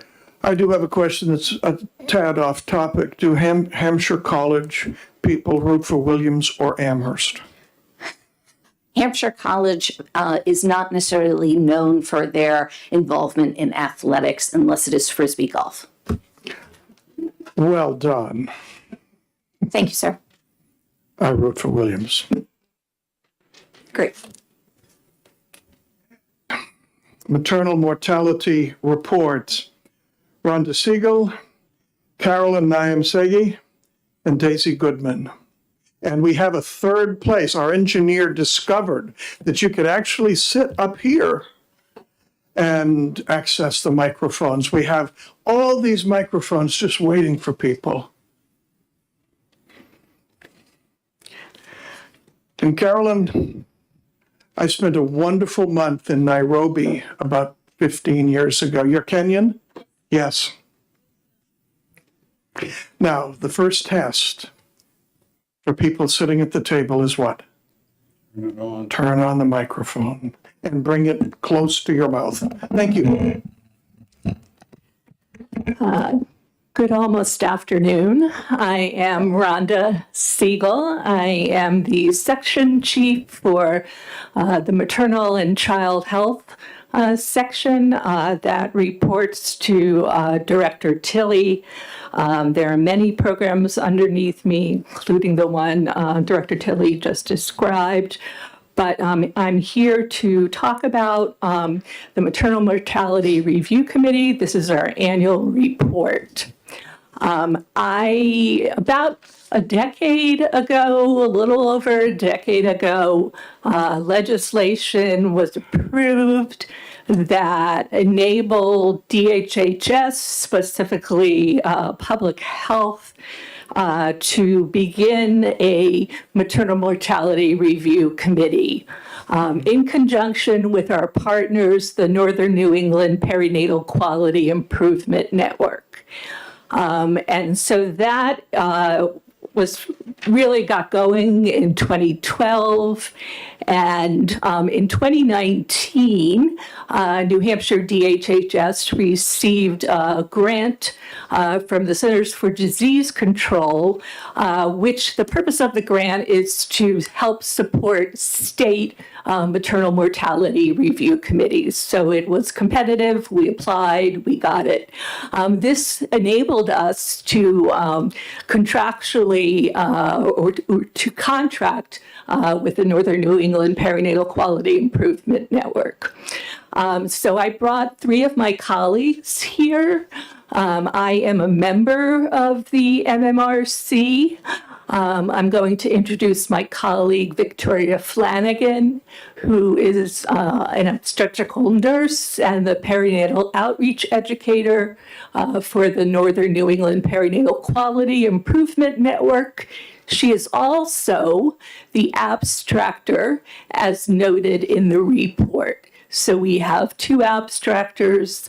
One is my perinatal coordinator at the Maternal and Child Health within HHS, and the other is our colleague at NEPQUIN. Vicki? Thank you so much for allowing me to participate in this review. I was involved in this work ever since the inception of it. So Trish Tilley and I have been working on this for a long time. What I'd like to share with you is really the process that we go through, which begins as a description on page 6 and 7. So what happens is that there are several ways that women are identified who had died either during pregnancy or within a year. So they could have been pregnant and died prior to the beginning of a year, or all the way through postpartum, a year after her actually delivering her baby. Our first case that we received actually was identified through a family member who called maternal child health looking for help because her daughter had died and they had a 4-week-old baby and she was looking for help. So that case really opened our eyes to what was happening with women of childbearing age within that 1-year period. And she had died in an emergency room in a small rural hospital, and her symptoms were the worst headache of my life. So as we began the process of really trying to understand, as you're hearing from, I think, the other people who presented to you today, what could have happened, and could this death, our real purpose in this is, could this death have been prevented? So as we investigated that case from a small rural community, in northern New Hampshire, that team, much like the others that have been described, really wanted to understand, was there something they could have done differently to have cared for this woman before they walked into the room where she had been in the emergency room and she had passed away.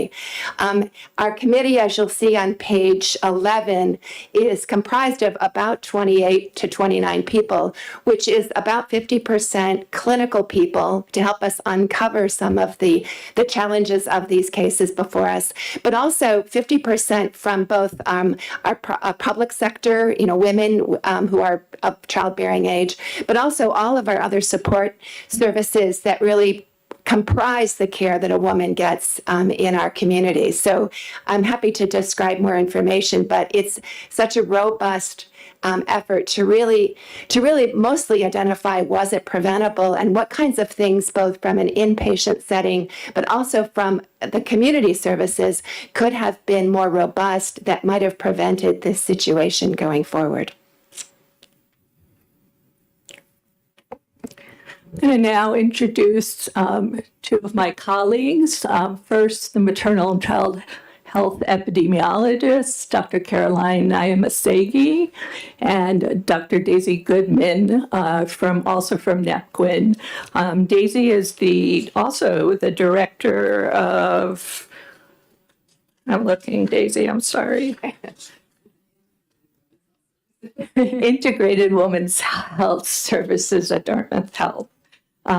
So thank you. And we'll be back up for questions. Here. Yeah. Okay, thank you all for giving us this opportunity to share the maternal mortality data. So I'll love first to bring you all to attention of page 7 and 8, where we have reported the data that maternal mortality data for 2020 and 2021. So there were 5 pregnancy-associated deaths in 2020 and 6 in 2021. 2 of those deaths occurred during pregnancy and 9 occurred postpartum. So as you can see, most of the deaths are occurring after the mother gives birth. And on page 8, we have shown that overdose deaths were 4, cardiac were 2, and 5 were from medical causes.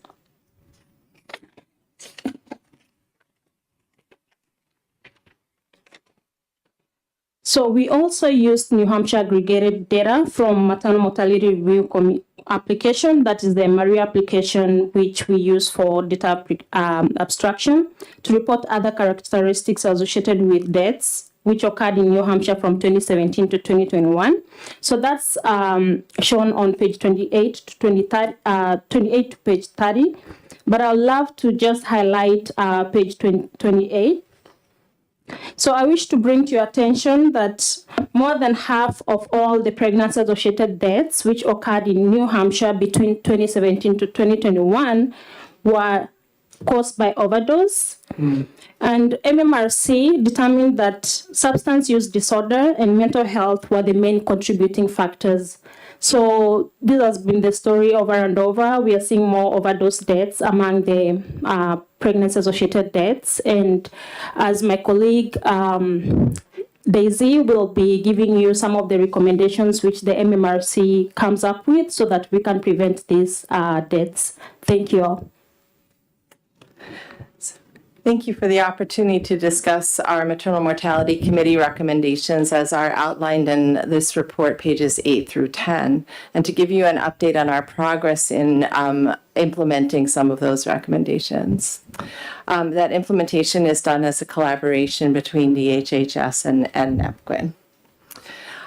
So as mentioned before, the purpose of maternal mortality review is really to identify the causes and factors that contribute to maternal deaths, and then to identify whether and how they could have been prevented. And then subsequently, because we're not in this just to report, we're all also in this to do something about it, the committee makes recommendations about areas where improvement could have happened that could have been potentially preventative.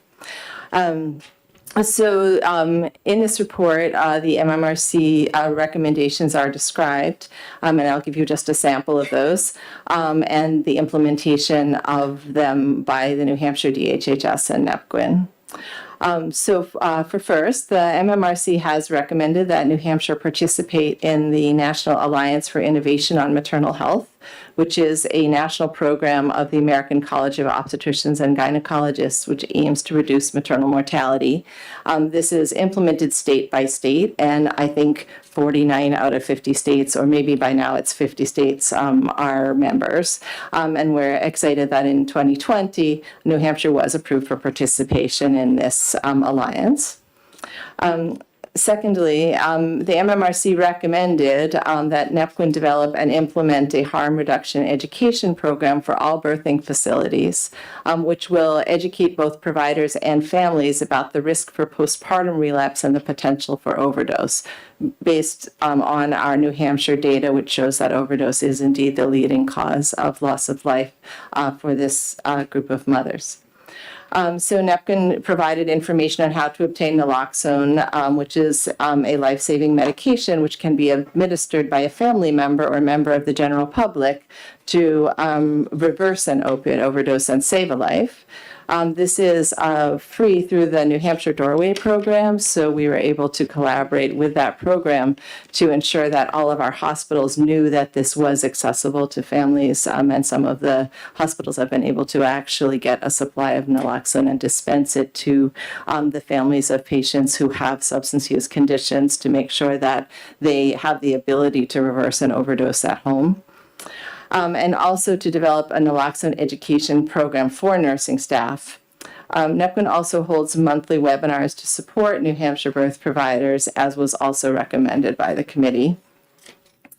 And finally, New Hampshire MMRC recommended that NEPQUIN work with DHHS to make sure there was a training for hospitals to implement a national patient discharge education program on post-birth warning signs, one of which is the worst ever headache that my colleague Vicki referred to, so that all New Hampshire hospitals are now providing patient education about those signs and symptoms to watch out for and how to get immediate help to patients at the time of discharge.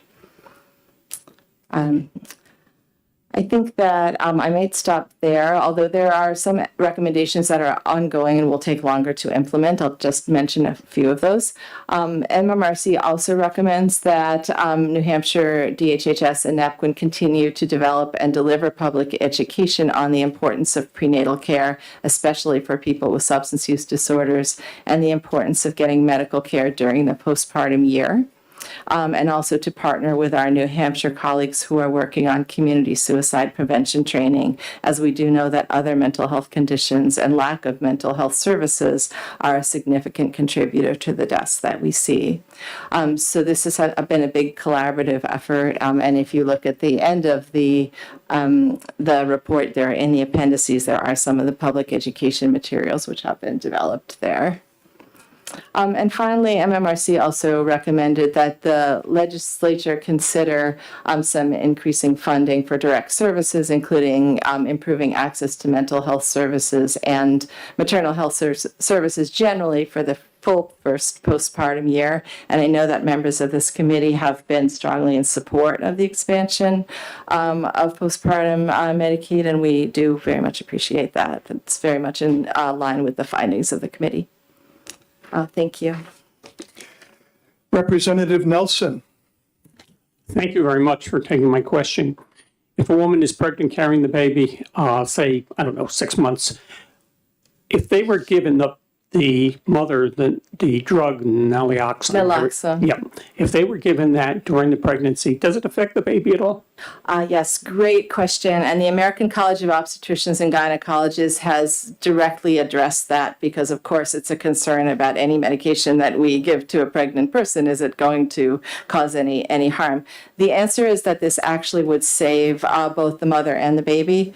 Because very unfortunately, if the mother dies, the mother is the baby's life support system, right, in utero. And if the mother is not breathing and can't provide oxygen, then both are lost. So ACOG strongly recommends administering naloxone in the case of an overdose in a pregnant person. Great question. Anyone else? Representative Soloway. Thank you, Mr. Chairman. Team, thank you. I want to tread lightly into Dr. Naima Seghi's area. One of the problems in epidemiology is the problem of the missing data. Yeah. And I think that you've done a wonderful job here reporting on deaths, identifying which of those were preventable. What doesn't get, and I must say that your team, which is clearly a very effective team, is an expensive team. And one might look at this report and look at your team and say, well, 18 deaths, that's a very expensive effort, and it's dealing with 18 deaths. But what doesn't show up here is the number of deaths that were prevented. That's the missing data. And I think that this oversight committee and the state needs to understand that in public and community health generally, in epidemiology, the ghost is the missing data. And you can't produce that data. It doesn't exist. You can't collect it, but you need to advertise, you need to publicize that you have saved many, many, many more lives than you lost. And that's worth the cost. Thank you, Mr. Chairman. I'm trying to think of the last time I witnessed a conversation between two epidemiologists. If you'll permit me, Mr. Chairman, it is known in the field that if you laid all the epidemiologists in the world end to end, you still couldn't reach a conclusion. Because of insufficient data? Missing data. Thank you so much. That's wonderful. We never thought about it that way. Like, we need to observe and ask hospitals, are there pregnant women who come in and they're administered the naloxone? So that way we start collecting the numbers of the cases that we are prevented because of this health education that we are giving, because of the naloxone that we are providing for free. So that's a wonderful point, and I would love to take it back to our committee so that we can work with hospitals in trying to monitor these prevented cases. Thank you. Yeah. We are tracking at least the amount of naloxone that is being distributed. We've just, so we will be able to report that next year. Representative Edwards. Thank you, Mr. Chair. I think I have about 4 or 5 questions that would contribute to our understanding this report. The first point I want to jump on is Representative Salloway's, in terms of it's very hard to measure those that you've prevented. But I'm wondering if a more generic benchmarking could take place to where we just take these as a percentage of total live births, and then we benchmark that percentage nationally, so we at least have some gross indicator of whether or not we're in line or out of line or ahead of line, or, you know, I think, so I'm not an epidemiologist for the record, but I'm just curious if that kind of a benchmark would provide useful insight. Yeah, okay. So I just want to interject. We at New Hampshire participate in monthly, actually more than one, call with our national colleagues, and we're very much representative of other states, both in terms of our deaths and what causes the deaths. So. So I have no judgment on how New Hampshire is doing relative. I'm just trying to address the question of what kind of a metric might be useful in a report like this in the future. That was my only point there. And then I guess I'm obligated to jump to the part of the recommendation dealing with budgets. I'm looking, I had it for a moment. Page 9. Under ongoing recommendations, there's a paragraph 2 that talks about increased funding for direct services. And so first I want to ask about dedicated funds, and then I want to ask about the governor's budget process.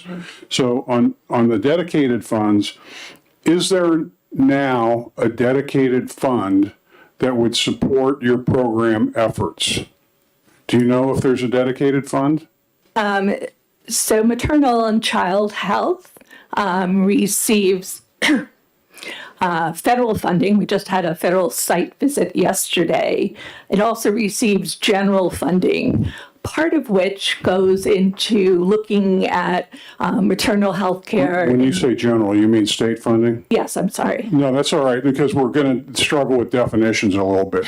What I'm asking about is a dedicated fund, a special fund that's been set up strictly for Maternal mortality. Right.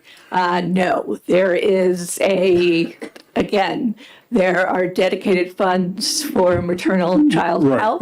but that goes through the governor's budget. You get That goes the governor through our budget. So we put together a budget. Director Tilley looked at it. Our fiscal people looked at it and went up to the commissioner. Yes. okay. But there is dedicated funding towards Caroline's The word dedicated is a synonym. It's used in multiple ways. And so you're using it differently than what I'm using it. Okay. So that's fine, because what I'm hearing is that you probably don't have a dedicated fund in the sense that I'm using the term. I think so. Okay, there's actually a committee that of the House that looks at dedicated funds used throughout the executive branch. And so I'm assuming that you don't have a line item in that dedicated funds book. And I'm just thinking about creating one for you and how we would source it. So then on the governor's budget, I assume that in the governor's budget process, you all provide a recommendation to the governor. The governor reviews it. That governor's budget comes to the House. We look at it. That includes federal money that's been earmarked or targeted. I'm going to avoid dedicated to this purpose, and then we augment it with state funds. That's correct. Okay. In the previous budget, how did your budget request to the governor compare with the final budget that you received? Do you know? That's complicated. It's really simple for me. It's either, the governor's budget included your amount or it was There's less another than. microphone. Yeah. We haven't run out of microphones yet, Ms. Tilley. Thank you. That's a great question. So for maternal and child health, we received what we asked for and again, maternal and child health is very broad. One of the things that I also want to note, and I appreciate this line of questioning, as Rhonda described, as Ms. Siegel described, we have some federal funds that help with the review process. That's just to help us get the data right. It helps support our epidemiologists. In the report itself, there's a recommendation for additional funds for some of the direct services. That is often outside the scope of public health, and certainly outside the scope sometimes of maternal and child health as well. So to your point, this is very complicated. Okay, so, because I'm a simple guy, what I'm hoping is that during the governor's budget process, somewhere, the money that you're asking for in paragraph 2 is requested somewhere in the governor's budget so that the process can consider this request as a normal line of business and not as something exceptional to how we ordinarily put money out there. Yeah, and again, thank you for that question. So I think it is some of the things that are requested or recommended within this report, or specifically around direct services, may show up in the substance misuse budget, in the behavioral health budget, in the governor's commission budget as well. So that is where we would often find those lines. There are other pieces like prenatal care that might be found within public health. So again, there's lots of different places it could show up in the budgeting process. To your point, there's not one place. So thank you for the follow-up. All right, so I am trying to help you. I'm helping you help me help you, which is on this paragraph 2 of the recommendations. I could use something supplemental that would provide more clarity about how much more money you want and what specific budget line items, because I don't have the ability or the staff to go through the governor's entire healthcare budget and figure out what you want. So if you can, Mr. Williams, maybe you can help communicate this, or Ms. Tilley, the idea of if you supplement this with a supplemental budget by line item where you want state money or some other money, I would be happy, if I'm still around in Division 3, to consider that proposal.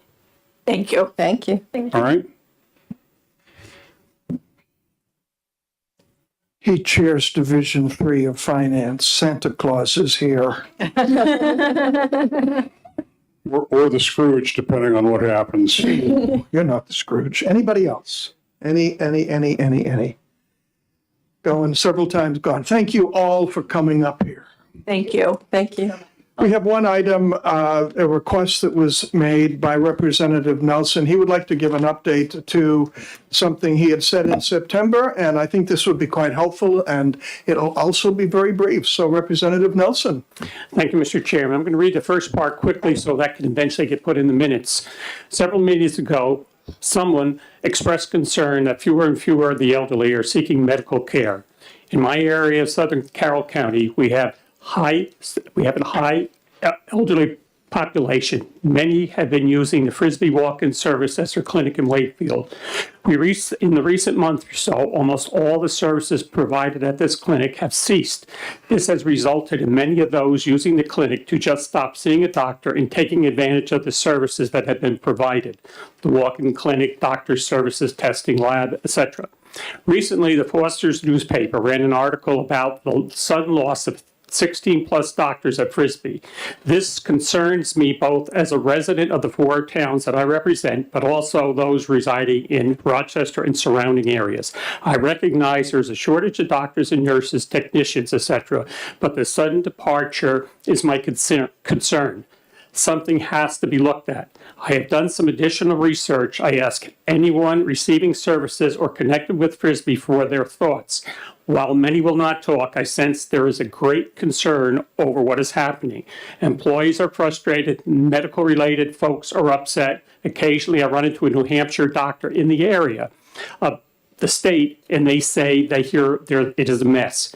I find it interesting that many of the doctors, nurses, etc., that are no longer with Frisbee show up at Wentworth system. They certainly did not just move out of the area. I have stopped in a Frisbee several times to speak with the administrator and left my card. This is where it gets new. We were finally able to meet in person this past week. Mr. Jones, the Frisbee administrator, indicated that he has been at the job for just 1 year. He mentioned the fiscal problems inherited when HCA took over Frisbee. He mentioned this critical shortage of doctors, nurses, technicians, etc. He indicated they are trying to recruit these folks. He never responded to as to why the sudden departure of the doctors. We ended the meeting and we had a very nice meeting. That's it. It's it in the minutes. Clerk request. Representative Nelson, it seems to me that what you just said is really close to this document you provided earlier. If I'm right, would you mind tweaking this and sending a fresh copy? I'd be happy to include it verbatim in the minutes. I plan to send that to you this afternoon. Thank you, sir. The difference is not his update is not in there. So I know. So that's what he's going to do. that's what You knew that. Yeah, that's good. We both sir. agree. Yeah, thank you. Great minds. Indeed, we do. All right, the next meeting is November 18th, the third Friday, and it's at 1 o'clock and probably here. Thanks for all of you for coming.